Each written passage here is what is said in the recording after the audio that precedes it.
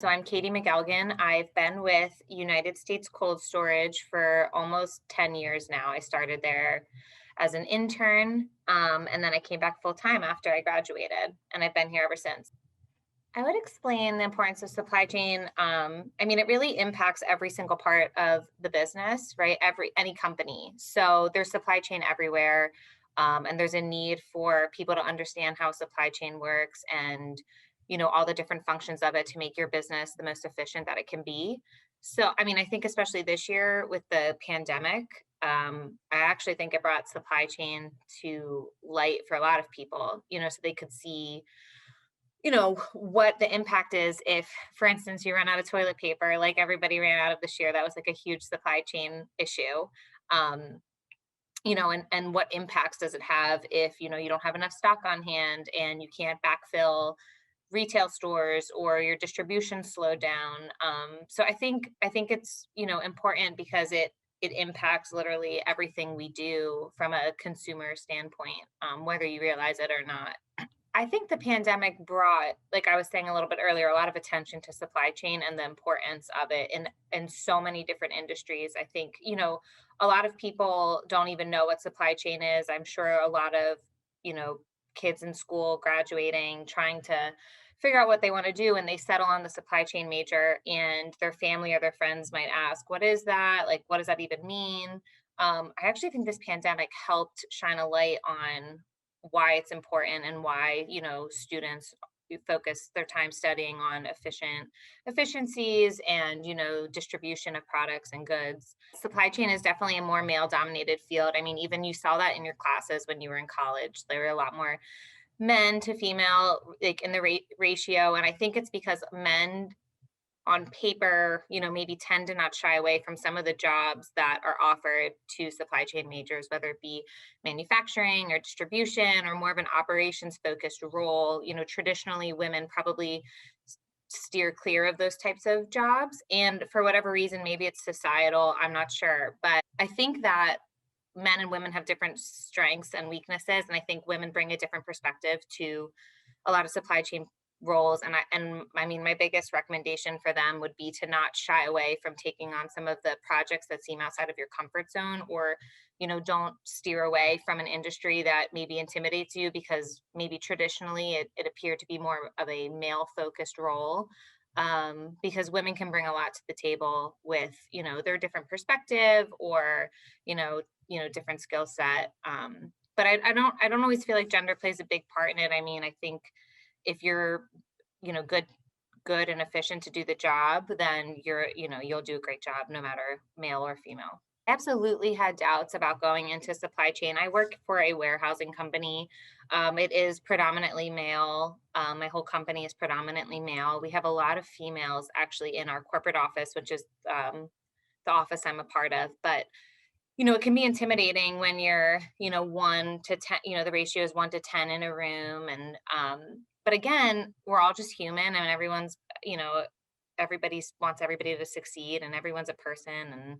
And I think that's the most important part, is just to surround yourself with positive and supportive people when you're, whatever job you go into or whatever company it is. And then it'll help you get through any of those situations that might feel uncomfortable, or you feel like hesitant about. If you have the right people around you, it usually helps you succeed. Actually, my first two bosses, my first two managers here, were both women. So my first manager, she also graduated from Penn State as a supply chain major.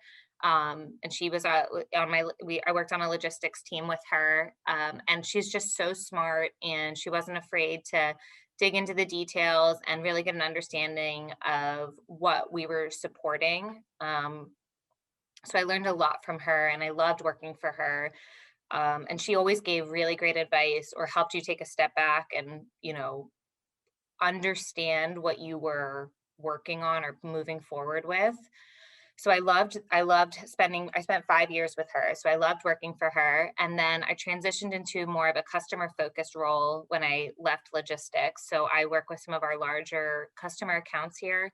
And I worked for another leader at our company, and she's amazing. Like, she thinks outside the box. She challenges everybody around her for the better. Like, she's always reading and learning and, coming up with new creative ideas. And I think getting the opportunity to work for both of them has actually kept me at this company, but kept me in this industry as well, because it's just been a lot of fun to see them grow. And then I get to grow behind them. What would I go back and tell my younger self? I would say be like a little less afraid. I feel like when you're young, especially you're, 22, 23, coming into your first career, you tend to get a little bit nervous about what's expected of you, or who you can ask questions to. And I would say, like, be fearless, ask questions, dig in, get to know everybody, get to know your network, expand your network at your company as soon as you can, as early on as you can. And you really can take a lot away from it. I think for women, sometimes we have to work a little bit harder to be a little bit more confident. Men, that seems to come more naturally for men. And when you're in a room full of confident men, I would just challenge women to be a little bit less apologetic for everything they say. You don't have to say sorry after every time you make a comment. And, you're smart and you have a lot to bring to the table too. So just be a little bit more, confident and excited about what you have to offer to your team. For the future supply chain, I think I see a lot more data driven jobs. I think we're starting to see a lot of automation come into play, obviously because of some labor constraints, and the distribution business itself is flourishing, right? A lot of companies are moving towards e-commerce, which is, leading to larger distribution facilities popping up around the country. And now there's this need for the labor to fulfill those types of positions and those jobs. And, it's a struggle when, warehouse one pops up and is trying to compete with warehouse two, or logistics company one is now competing with logistics company two. So I think to combat that, people are looking towards automation, which makes sense, and it's what companies should be investing in: technology and automation.